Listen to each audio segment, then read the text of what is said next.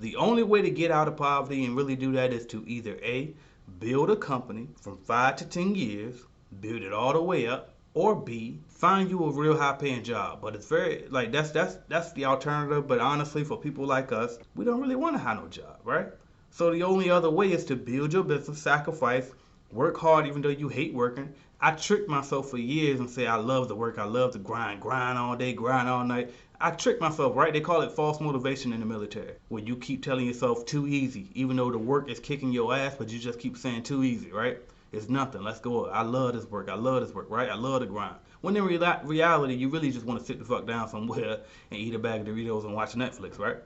But that's what you have to do if you really want to make money passively and do nothing. So the goal would be to build a business, either sell it and then take the profits from selling it and invest it into stocks, real estate, passive income assets. That's it.